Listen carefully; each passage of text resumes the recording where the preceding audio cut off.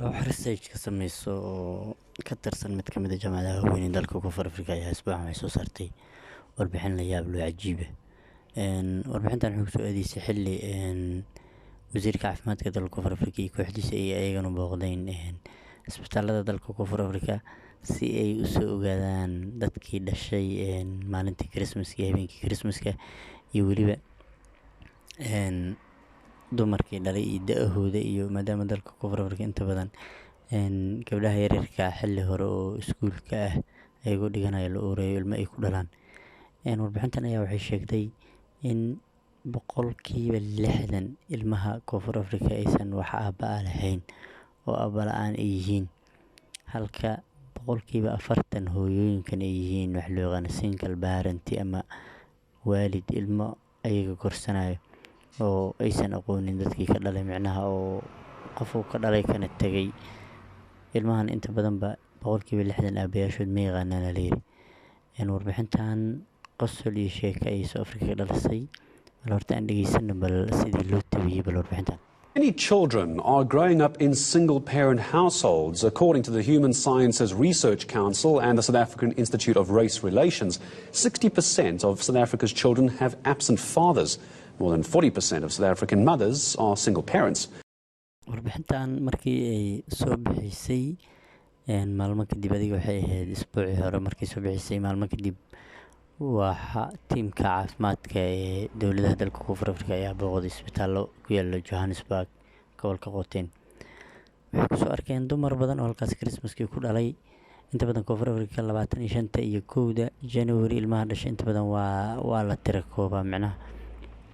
Marka wuxuu kusoo arkay meeshaasi ilmo badan oo dumar ay la dhalay oo habeenkaas dhashay laakiin aabayaashood aysan la joogin oo familkii gabadha camal ay la joogaan. Oo markii la weydiiyay aaway ay leedahay ma aqaano, ana cabsanaa habeen aan iska raacay uuraan yeeshay. Mid kale waa lamid, mid kale waxay leedahay waa iga dhuumeeyey, mid kale waxay leedahay micnaha sheekadii iyo waxaa iskeenay iyo micnaha iyo wixii researchka lagu sameeyey wuxuu soo arkay wasiirka.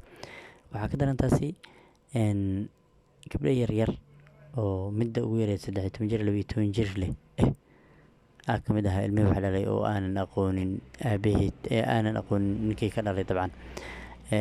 Sheekadan researchka marka lagu sameeyey waxay inta badan markii la isweydiiyey ajnabi ma dhalay mise South Africaanka dhalay, inta badan South Africaanka inuu dhalay u badneed laakiin ayagoo cabsanay kala faa'iideysteen oo dadkan iska sarqaansan. Markaas kadib go'aan ka soo baxay maxaan ku dhahdaa dadka ku shaqala arrintan oo wasaaradaha iyo Home Affairs ka mid yihiin.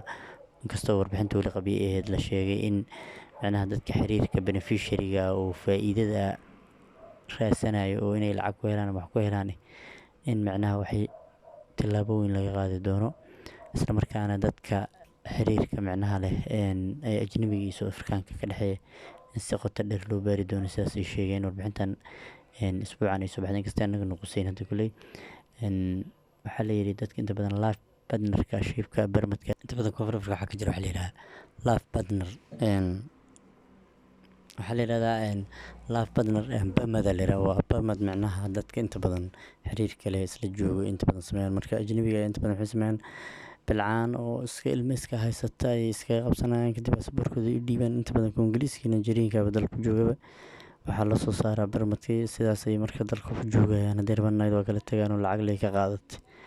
Marka kuwaas oo kale aad loo daba kala haleeyay ugu yaraana macnaha waxaa waaye shuruudo badan ayaa laga soo saari doonaa. Waa mahadsantihiin bal.